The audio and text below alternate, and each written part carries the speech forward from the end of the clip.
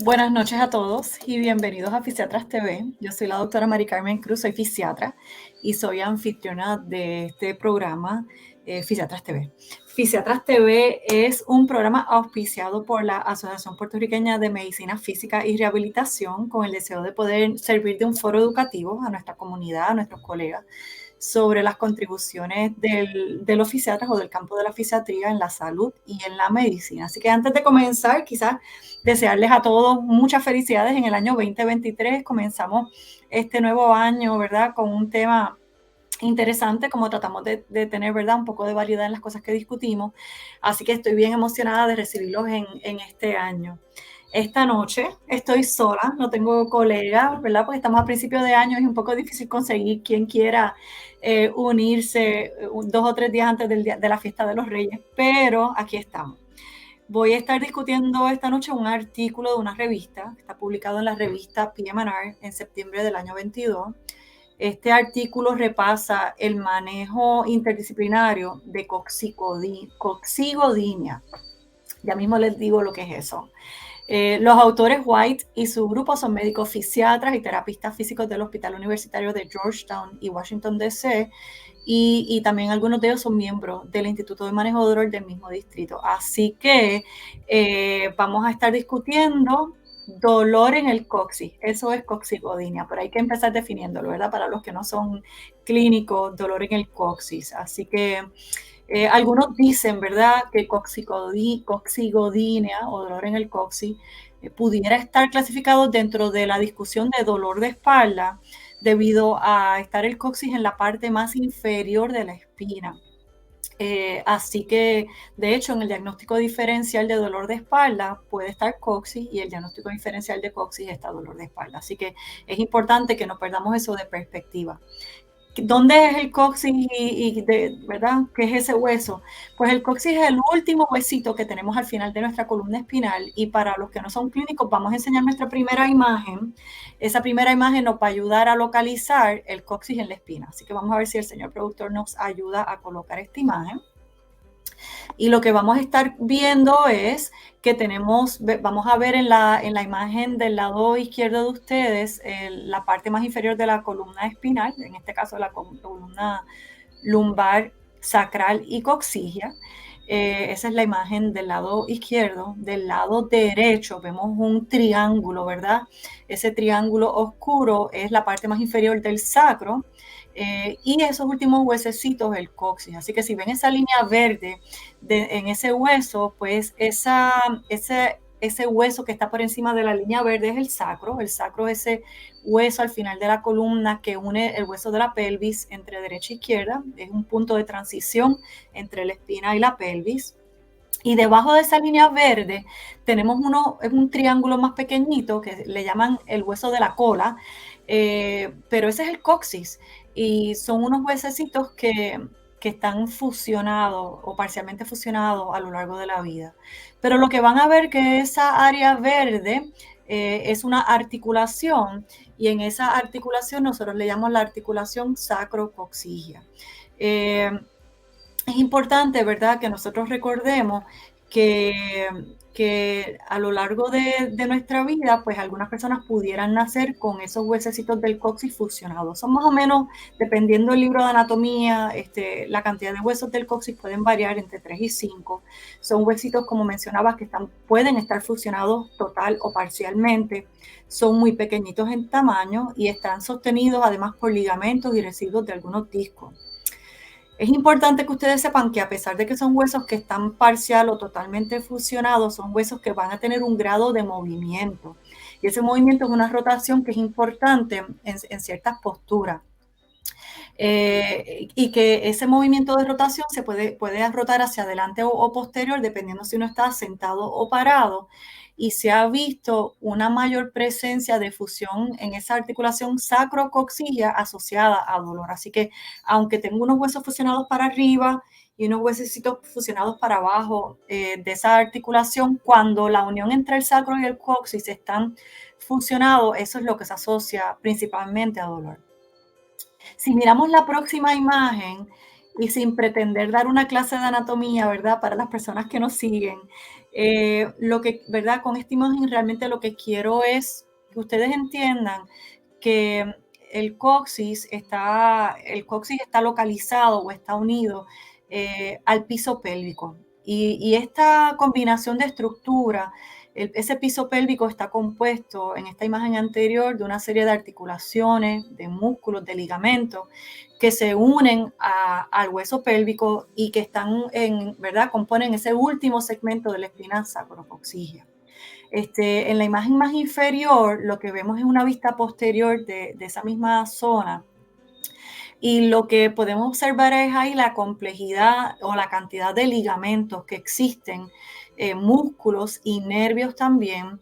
Y muchas de estas estructuras, además ¿verdad? Ser parte de esa familia de lo que llamamos el piso pélvico, también definen estructuras importantes como el ano. Así que en la próxima imagen que vamos a ver, es una imagen un poquito más sencilla. Realmente lo único que quiero que observen es la cantidad de nervios que viajan cerca de ese hueso del sacro y del hueso del coxis, ¿verdad? Entrar en el detalle de la discusión puede ser una clase completa aparte, pero lo que quiero es que tomen en cuenta que hay una serie de nerviecitos importantes que van a estar caminando cerca del coxis, y es importante porque en el diagnóstico diferencial podemos tener lesiones en esos nervios que produzcan dolor y que sean la razón de dolor en la zona, no necesariamente el coxis sea el dolor. Entonces, así que tener en cuenta, ¿verdad? La conexión o la cantidad de nervios que viajan en la zona es importante porque, como mencionaba, puede ser origen de dolor para el paciente. ¿Qué importancia tiene el coxis desde la anatomía y la función? Es que además de ser un punto de apoyo al momento de uno sentarse, cuando uno se sienta realmente y si está sentado correctamente, se está sentado sobre dos huesos de la pelvis, que son los isquios. Pero el coxis es un punto de apoyo al momento de uno estar sentado. También es un lugar de ancla para músculos del piso pélvico, los cuales, como mencionaba ahorita, tienen un rol importante dándole apoyo al ano.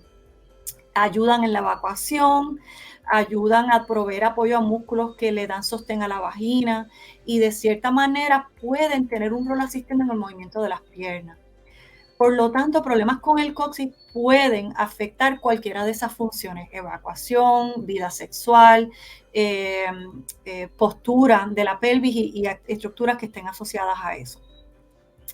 ¿Qué produce problemas en el coxis? Y me imagino que, ¿verdad? Para algunos de ustedes que ven pacientes por dolor de espalda, pues uno tiene una idea de algunas de estas etiologías que les vamos a discutir, pero para nuestros pacientes puede haber una lista gigantesca, y me parece que es la próxima imagen la que vamos a estar viendo.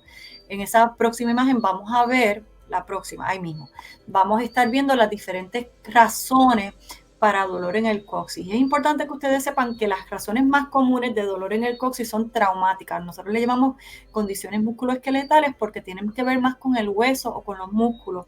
Y hay unas condiciones no traumáticas asociadas al dolor del coxis. Pero como ven en esa lista, hay una lista gigantesca de razones donde el paciente puede presentar con dolor en el coxis, como es trauma, que es la causa más común, asociado a traumas, fracturas, dislocaciones, inestabilidad de ese hueso. Pueden haber espuelones o artritis asociados a cambios degenerativos.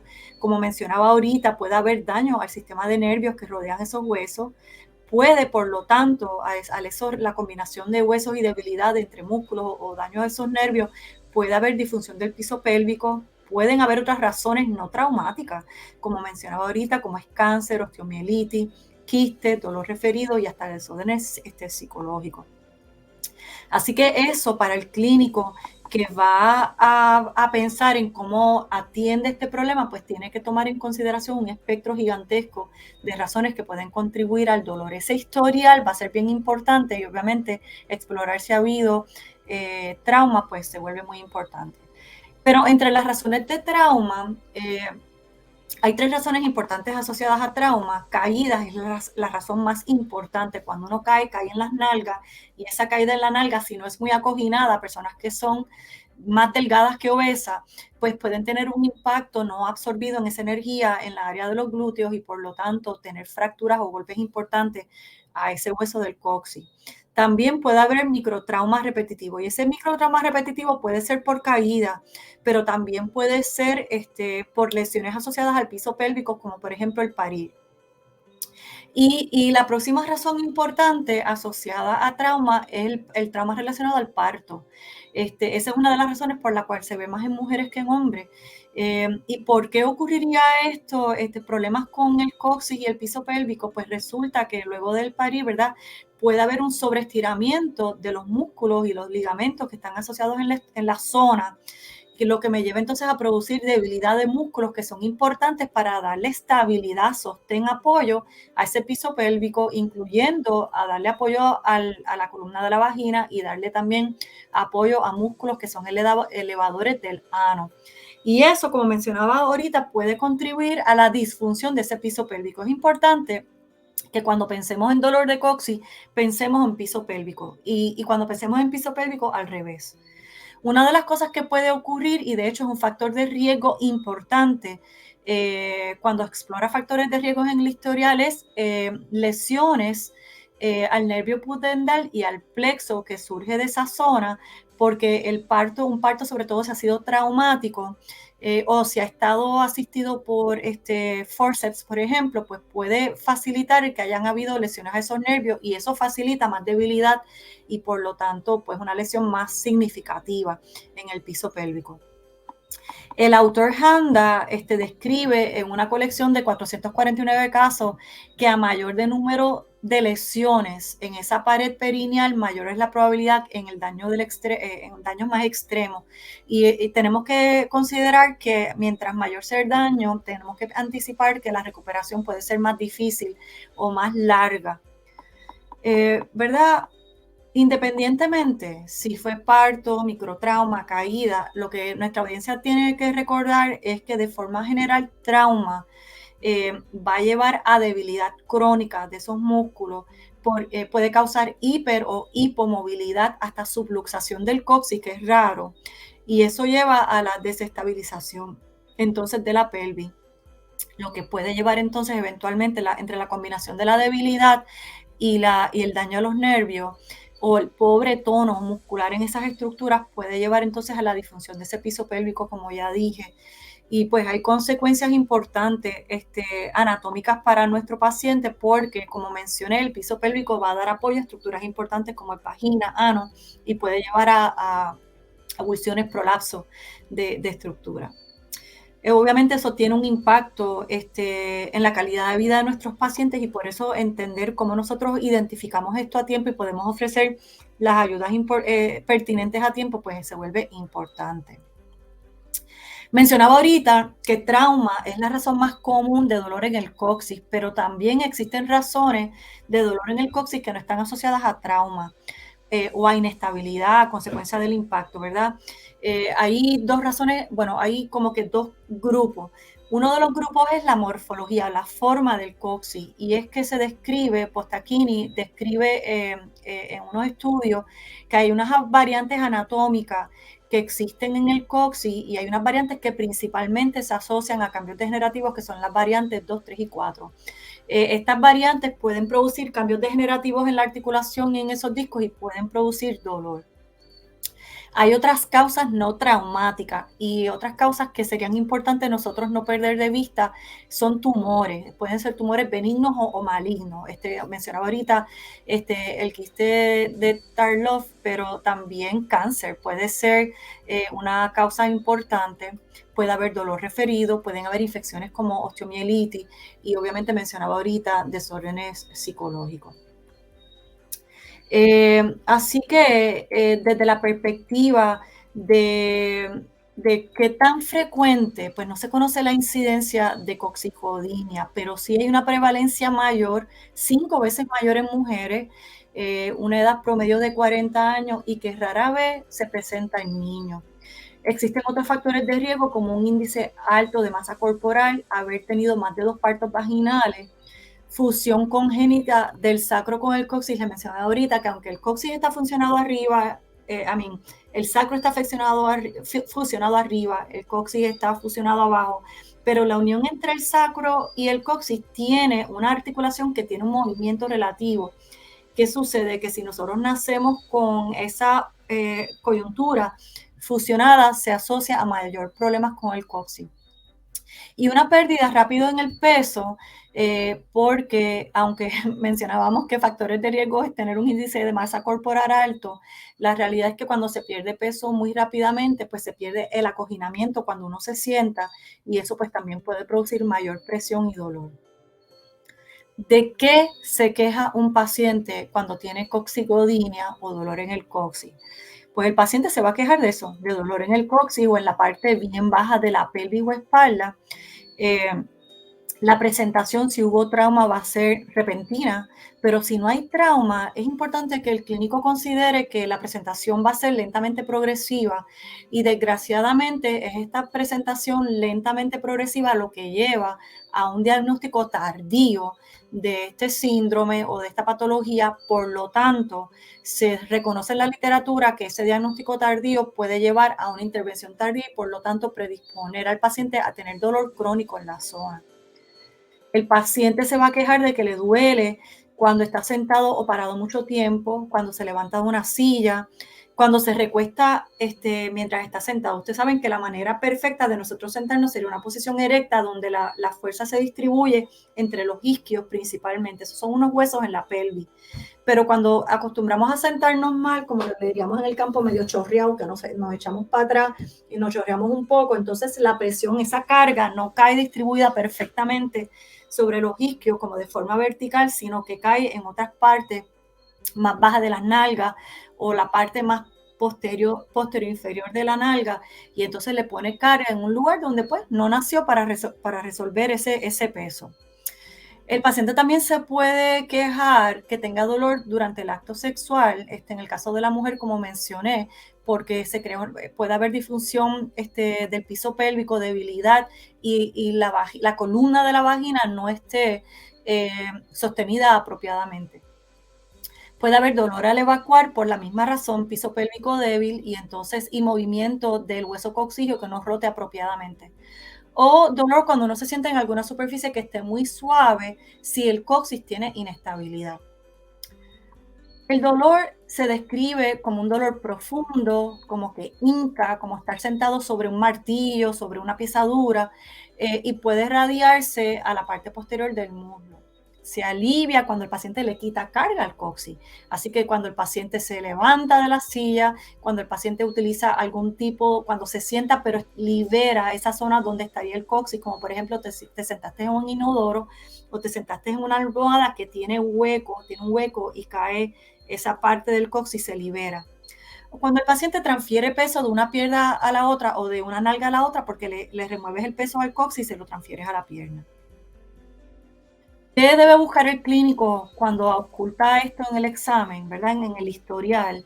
Pues es importante que nosotros consideremos, y eso usualmente lo hacemos cuando exploramos dolor de espalda, exploramos si el paciente, o cuando hay dolor, ¿verdad? Dolor agudo, siempre exploramos si ha habido un trauma que pueda precipitar los síntomas del paciente. Así que en dolor de espalda eso es una pregunta tradicional y en dolor de coxis pues se vuelve importante porque ya mencioné que trauma es la razón más común de dolor en el coxis.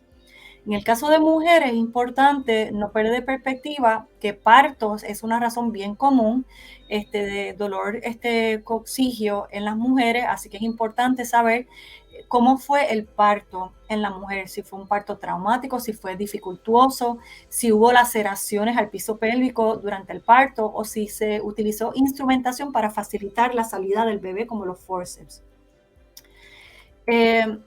¿Qué examinamos cuando vamos a evaluar? Pues además de tener que hacer un examen de espina o de dolor de espalda, si eso incluyera en el examen ¿verdad? En el diagnóstico diferencial, deberíamos considerar también dos cosas importantes. Examinar el coxis, y una manera de examinar el coxis puede ser poniendo al paciente boca abajo o de lado, y dejando desplazar el dedo por lo que sería la espina hasta caer entre los pliegues de las nalgas. Eso permite llegar hasta la última puntita del coxis, y el paciente que tiene dolor coxillo tiene un dolor exquisito en esa zona.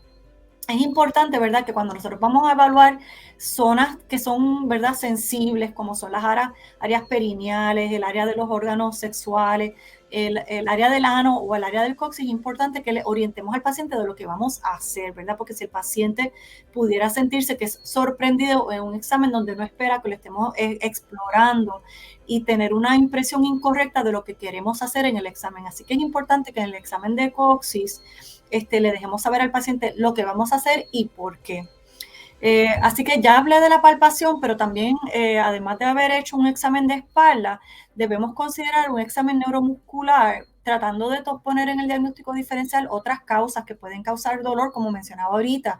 Podemos tener lesiones a nervios en la zona.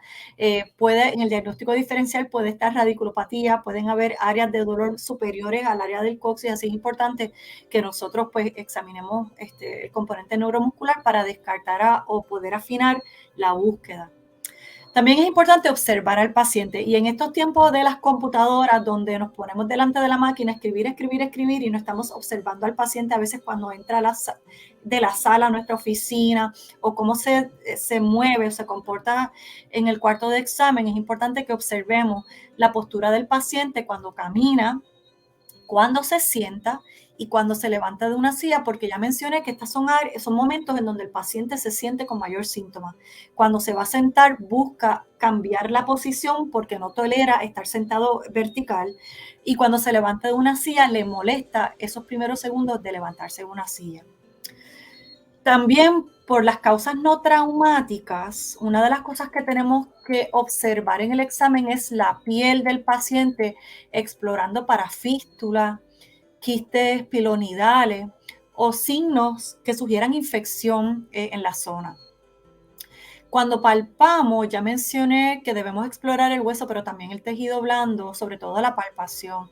Si alguna vez usted ha tenido un paciente que tiene dolor de coxis, sabe que ese dolor es bien focal y es bien exquisito, así que la palpación es bien importante en la exploración. Porque dependiendo de la cronicidad o el diagnóstico diferencial que estés explorando, es importante que prestemos atención a examinar el piso pélvico, cuán fácil el paciente puede contraer de forma voluntaria, y con cuánta fuerza el piso pélvico. Así que en muchas ocasiones terminamos o pudiéramos terminar haciendo un examen rectal o un examen vaginal para nosotros poder sentir la contracción de los músculos en esa zona cuando el paciente tose o se le manda a contraer, hacer maniobras de Valsalva. También el paciente pudiera provocar tocar el coxis a la misma vez que el paciente, cuando está de pie, se dobla o se extiende, porque recuerdan que les mencionaba que el coxis debe rotar en el momento en que nosotros estar de pie o cambiamos de postura de flexión a extensión, así que esa palpación en la flexión o extensión de espalda también puede ser una maniobra que provoque síntomas y te ayuda, ¿verdad?, a estar más claro cómo va cerrando el diagnóstico diferencial. Y como mencionaba anteriormente, y tengo que repetirlo, ¿verdad? Porque a veces nosotros, los clínicos, hacemos cosas en unas rutinas y no nos damos cuenta. Es importante que cuando vamos a hacer examen de espalda, vamos a desvestir un paciente, cuando vamos a exponerlo a maniobras de examen que pueden poner al paciente en una situación vulnerable. Mencionaba ahorita tocar el área del coxis entre los pliegues de las nalgas o hacer un examen rectal o vaginal. Es importante, de nuevo, que orientemos al paciente antes de desvestirlo de qué es lo que vamos a hacer y por qué. Voy a examinar el coxis buscando esto, te voy a tocar en esta manera, déjame saber si te sientes incómodo. Si en algún momento te sientes incómodo, por favor, deténme. Si tienes chaperona en tu oficina, ¿verdad? Muchos médicos practicamos solos, no todo el mundo tiene una enfermera en su oficina, pero es importante, ¿verdad? Si usted tiene un chaperón, pues eso sería bueno, ¿verdad? Porque hay algunas maniobras del examen del piso pélvico, pues que pueden ser incómodas para el paciente y no queremos tener ¿verdad?, que el paciente malinterprete lo que nosotros vamos a hacer en nuestro examen. Cuando vamos a la parte de diagnosticar, las imágenes más importantes van a ser las placas en dolor de coxis. Si como la causa más común es trauma, es importante, ¿verdad? Esa placa con vistas sagitales me va a permitir ver si hay una fractura, si hay un alineamiento extraño o, como mencionaba anteriormente, si la curva de esa espina sacrocoxígea está demasiado inclinada. La literatura en este artículo nos sugiere que usemos una placa dinámica, o sea, que podamos hacer placas con el paciente sentado y de pie. Y en esa vista sagital, lo que me permite ver es la rotación del coxis. Y entonces, lo que se sabe es que el 20% de los pacientes con dolor de coxis tienen subluxación de ese hueso cuando cambian entre estar sentados y parados. Así que en la próxima imagen vamos a observar cómo hay un desplazamiento de milímetros del coxis entre la posición parado versus sentado.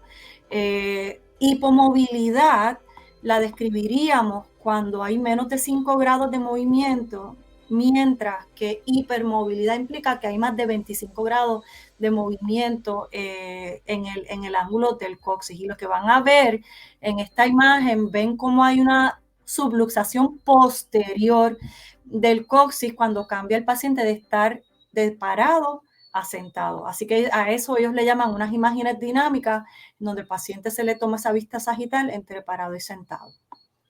El MRI, ¿verdad? Todo el mundo quiere un MRI cuando vamos a hacer evaluaciones. El MRI no tiene un rol en dolor coxígeo a menos que estemos buscando otras razones para ese dolor, como sean tumores, quistes o otras razones de tejido blando, ¿ok? Así que no es el primer estudio donde vamos a salir corriendo a efectuar. Bueno, ¿cómo tratamos entonces coxicodinia o dolor en el coxis? Pues lo primero que tienen que saber es que los autores de este estudio dicen que se considera una patología difícil de tratar. La primera razón por la cual se vuelve difícil de tratar es porque se diagnostica tarde. Lo mencionaba anteriormente, el paciente puede tener, sobre todo cuando la presentación no es traumática o cuando fue traumática y no se le prestó atención, el paciente puede tener una presentación insidiosa, o sea, lentamente progresando, y eso lleva a que se diagnostique con más dificultad más tarde. Quizás no lo asociamos en el tiempo a un evento en particular, y esa dificultad para diagnosticarlo pues va a llevar o predispone al paciente a tener dolor crónico, y eso hace más difícil entonces el tratamiento cuando cogemos al paciente ya tan tarde.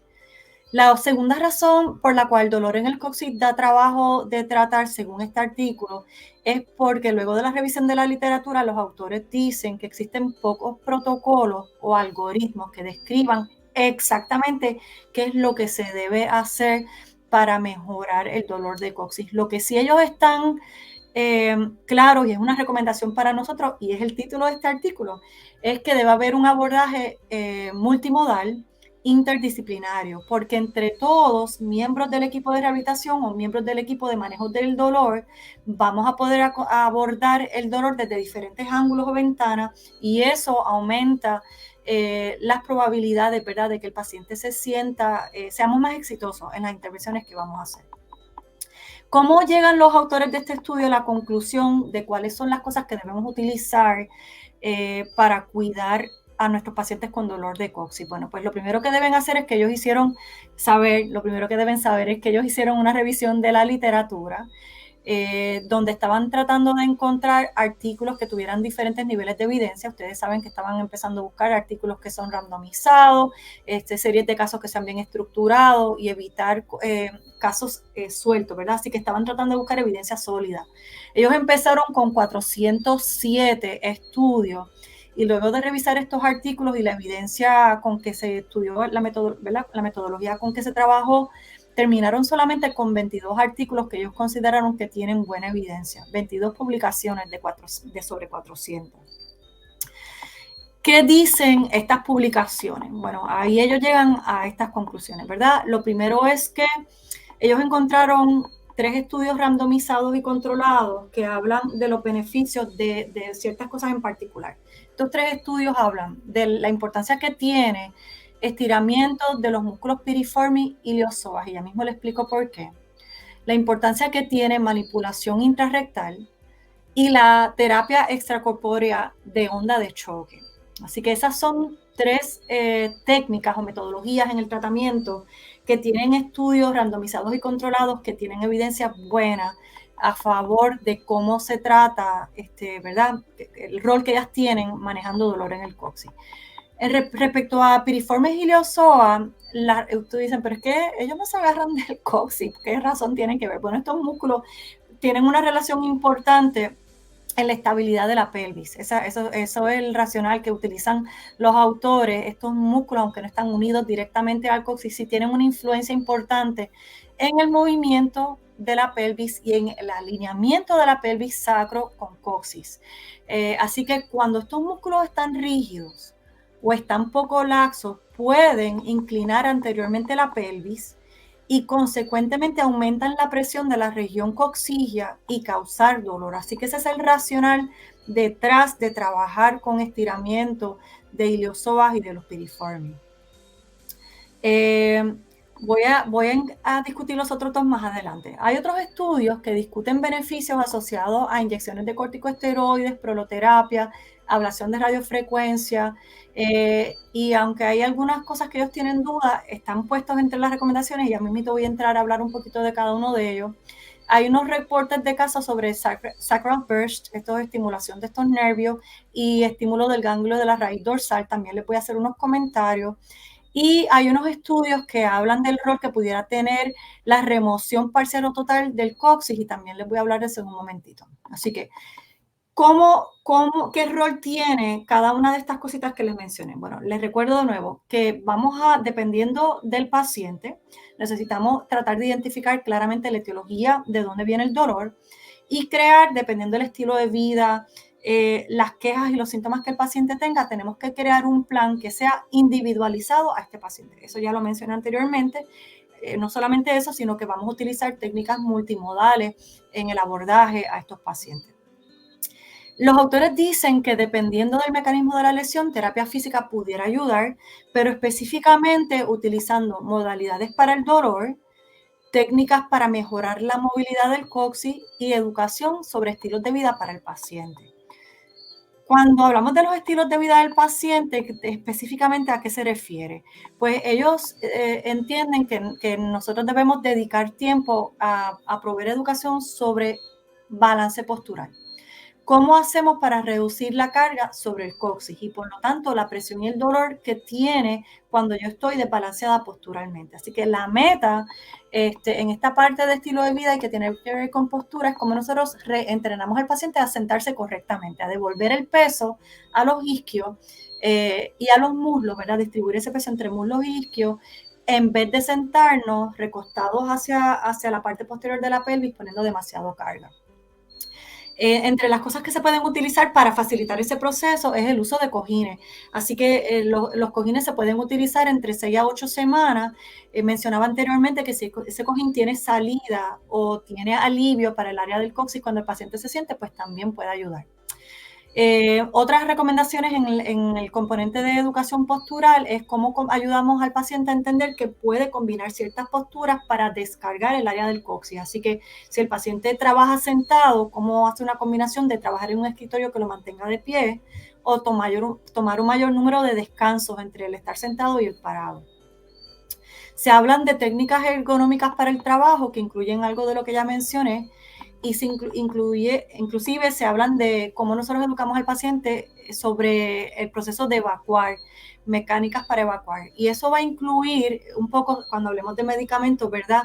No solo las mecánicas para evacuar es la manera en que te sientas o acoginas el cojín donde te vas a sentar, pero también tiene que ver un poco con la formación del bolo, y cuando lleguemos a la parte de medicamentos hablamos un poquito de eso.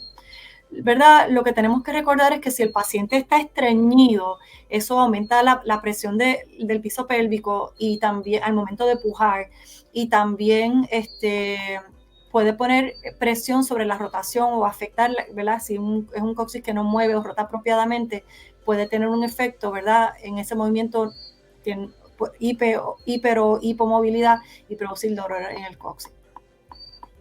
Hablaba ahorita de terapia manual, que tiene estos estudios randomizados.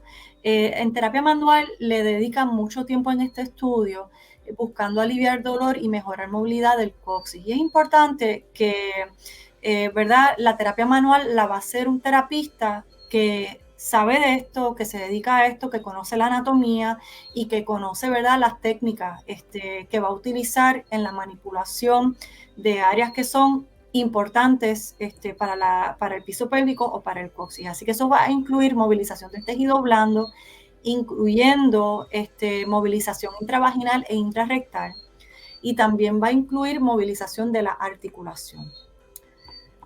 Cuando vamos al entrenamiento de los músculos del piso pélvico, es importante que recordemos que nosotros pudiéramos utilizar electromiografía de superficie porque le permitiría al paciente reconocer o tener la retroalimentación de cómo el piso pélvico está contraído o demasiado relajado, y le permite al paciente entender o asociar cómo ciertas posturas de la posición de la pelvis, presiones intraabdominales, presión en el piso pélvico facilitan, alivian o empeoran el dolor. Y también empieza a relacionar esas posturas con posiciones de ejercicio o fortalecimiento de este piso pélvico, músculos asociados al piso pélvico. Cuando hablamos de rutinas de ejercicio, es importante, se incluyen varias rutinas. Unos ejercicios diafragmáticos, otros son ejercicios de Kegel. Se habla de estiramiento, se habla de reentrenamiento postural, como ya mencioné, y se habla del uso de dilatadores vaginales y anales como parte de las rutinas de entrenamiento. Para la dilatación de vagina o ano, pues el estudio hace referencia al uso de anestésicos locales o inclusive de inyecciones para manejar la incomodidad de alguna de estas modalidades. Claro, a la misma vez mencionan que algunas de estas inyecciones también podrían producir mayor dolor, así que es algo que se debe utilizar cautelosamente. Entre las modalidades para manejo de dolor, ya mencioné que está la terapia de onda de golpe extracorpórea. Entonces, la razón por la cual se ha visto que esta modalidad es superior a la diatermia o a otras modalidades de manejo de dolores porque se asocia, ¿verdad? Esta terapia se asocia a una mejor neovascularización y esos nuevos vasos sanguíneos llevan a sanación de tejido y a regeneración. Y también se ha visto que tiene un buen impacto en manejo de dolor, disminuyendo dolor e indicadores de calidad en discapacidad. Así que no solamente es que baja dolor, sino que tenemos indicadores de discapacidad que mejoran significativa en esta población. Como ya mencioné, pues se considera que es superior a modalidades tradicionales para manejo de dolor que usamos en terapia física. Cuando vamos a medicamentos, además de utilizar analgésicos, ¿verdad? Porque el paciente puede tener dolor agudo o crónico o en alguna de esas etapas, además de utilizar analgésicos y antiinflamatorios para manejar el dolor, dependiendo la severidad, se podrían utilizar opioides. Claro, es importante que recuerden que los opioides contribuyen a estreñimiento y ya mencionaba anteriormente que el estreñimiento puede empeorar el dolor en dolor de coxis. Así que es importante que cuando ofrezcamos esta modalidad de cuidado para manejar dolor, que orientemos bien al paciente y que tomemos en cuenta que posiblemente lo tenemos que combinar con laxantes, ¿verdad? Para poder mantener ese bulto un poco más suave. Así que eso va a implicar automáticamente que vamos a terminar educando al paciente sobre el manejo del intestino, el uso ¿verdad? Cómo cuida su dieta, la hidratación, la fibra, para mantener un bulto que no contribuya a estreñimiento, sino que facilite el vaciar el intestino. Y entre los medicamentos, si la razón del dolor del piso pélvico pudiera estar asociado a hipertonia, pues se discuten algunos relajantes musculares que pueden contribuir a relajar ese piso pélvico y aliviar el dolor. Respecto a inyecciones, hay diferentes modalidades y los autores encontraron estudios que sugieren que si el dolor de coxis tiene menos de 6 meses, se reporta hasta un 60% de éxito en el tratamiento cuando se combinan inyecciones entre la mezcla de corticosteroides y anestésicos. Así que esa combinación es buena en pacientes que tienen dolor de poco tiempo. Pero también se pueden utilizar para los fisiatras que son intervencionales o los grupos clínicos que son especialistas en manejo de dolor, pues también se hablan de inyecciones caudales epidurales, bloqueo de ganglio y de radiofrecuencia. Y se ha visto que estas intervenciones pueden tener una reducción de un 50% del dolor en el paciente, y eso es importante. Cuando hablamos de bloqueo de ganglio, esta se describe como una modalidad de manejo de dolor que es exitosa. No solamente disminuye, se ha visto que los estudios disminuyen significativamente la escala del dolor, sino las escalas de discapacidad también. Y en este caso, pues para los que no son clínicos, ¿verdad? Sabemos que hoy día muchos de estos inyecciones ya las hacemos bajo fluoroscopía para mejorar la precisión y la localización de lo que vamos a intervenir. Otro tipo de inyecciones que no son convencionales, pero que son muy exitosas es la proloterapia. Y hay dos estudios, ellos encontraron dos estudios que reportan mejoría en el dolor con el uso de proloterapia. Ahí variaban, los dos estudios utilizaban diferentes concentraciones de dextrosa, uno en el 25 y otro en el 50%, pero lo importante de esto es que con 2 inyecciones nada más de prolo, ya el paciente reportaba de un 8.5 en promedio de dolor a 2.5 promedio de dolor en la escala análoga de dolor. Así que eso es sumamente significativo.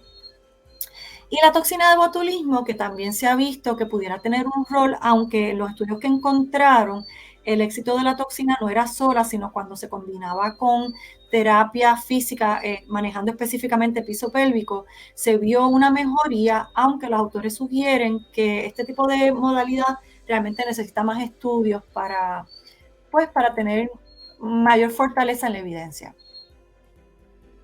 Neuromodulación, que sería estimulación a estos nervios pertinentes que queremos afectar asociados al dolor, pues utilizamos estimulación convencional, cordón espinal o estimulación de alta frecuencia. Y ambos se sugieren tener un rol, aunque también los autores entienden que la evidencia no es fuerte y de hecho eso es una área de recomendación de ellos. Ellos piensan que hace falta mayores estudios en este tipo de modalidad. Se ha visto beneficios, pero hace falta mayores estudios.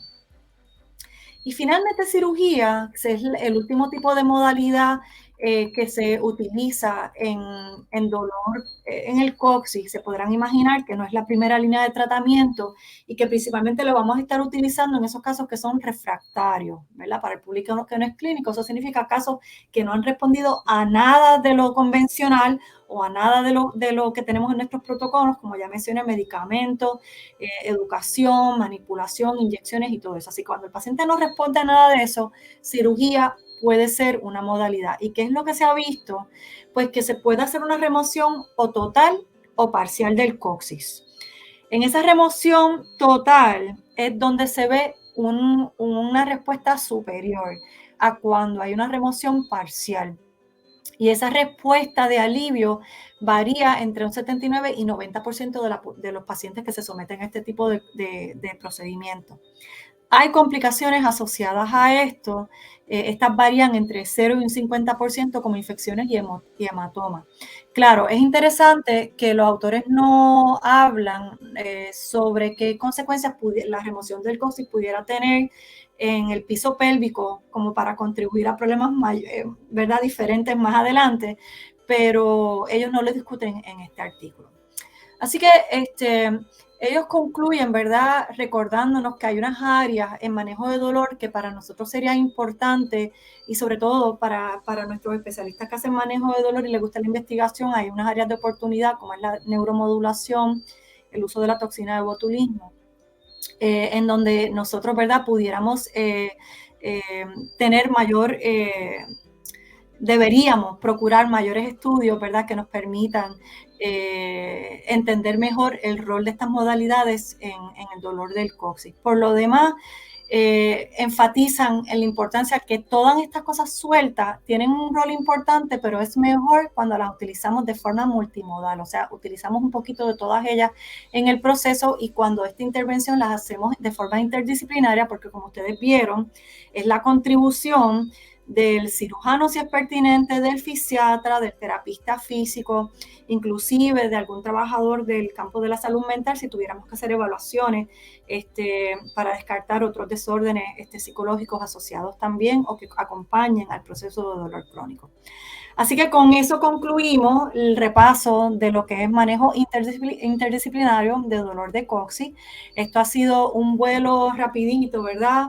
Para repasar las cosas que existen allá afuera que nos puedan ayudar a tener opciones para ofrecerle a nuestros pacientes. Y acuérdense, como mencionaba al principio, que el dolor de coxis va a estar en el diagnóstico diferencial de dolor de espalda y también en el dolor luego de trauma. Esperamos que hayan disfrutado de eso. Les comparto que esto es un artículo, ¿verdad? Para los que se unieron un poquito más tarde, un artículo que se publicó en la revista PM&R, Interdisciplinary Management of Coccidemia, a Narrative Review, por el autor White.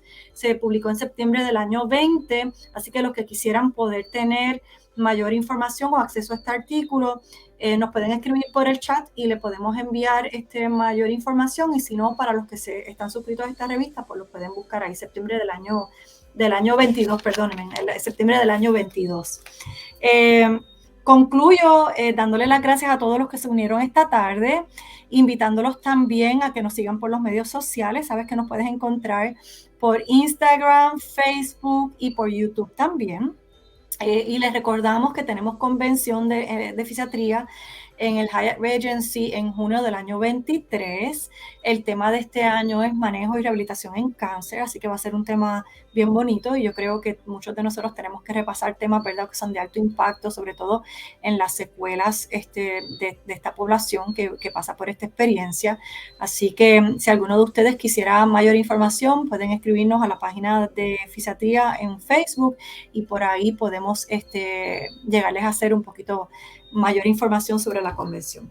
Bueno, con eso concluimos la noche de hoy. Gracias por unirte a Fisiatras TV y esperamos que te hayas llevado algunas perlitas clínicas que puedas utilizar en tu práctica en el manejo de dolor interdisciplinario de coxis. Así que buenas noches a todos y hasta la próxima.